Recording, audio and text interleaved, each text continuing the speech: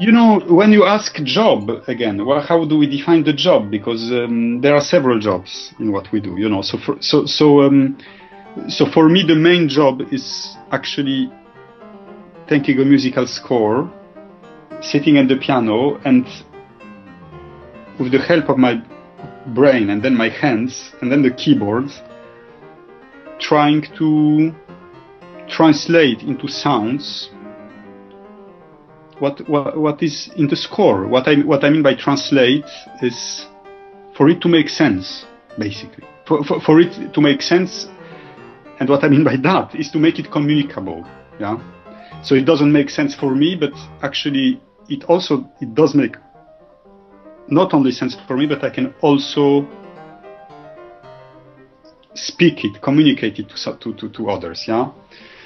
So this, I'd say, is my main job, and this is, if we can call this a job, you know, and this is probably, it's not what I like the most, but this is the reason why I do it, you know, and then the other part of the job is taking an airplane, is, you know, planning your trip, is arriving to a city you don't know, adjusting to the acoustics you don't know, adjusting to a piano, facing a public, facing a stage fright, you know. So that, and in fact, the job for which I am paid, you know, if we talk of job, is actually appearing on stage on a certain date at a certain hour and playing for the public, you know. I mean, so whatever I go through, whatever, 7 o'clock, 8 o'clock, I appear on stage and I play, you know.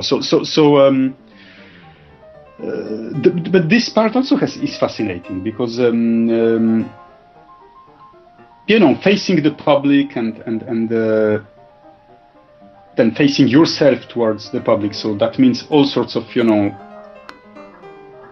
my relation to the outside world. How do I cope with, you know, with people seeing me, people watching me, people hearing me? How do I cope with judgment, with the opinion of others, you know? So all of that psychological aspect, even if it's sometimes painful and stressful, it's actually fascinating, you know.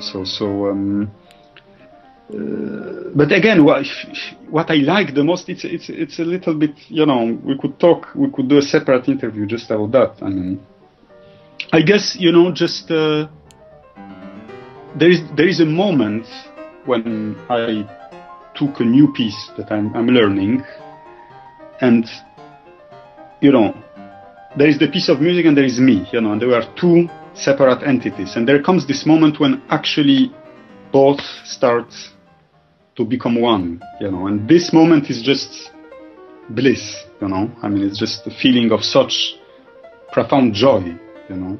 So, yeah.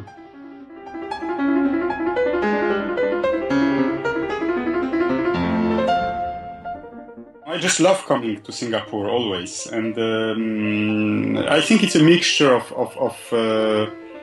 always a mixture of impressions. You know, Singapore just evokes this, you know, big colonial counter where all these, you know, cultures are mixing and all these different races are mixing and the sort of melting pot of Asia, you know, and so I'm very attracted by this idea, I mean, of mixture of different people, different races, different cultures, and all somehow managing together, you know, to live together and to adapt one to each other, you know. So so it strikes me like these kind of places are usually very open-minded, you know, and where you have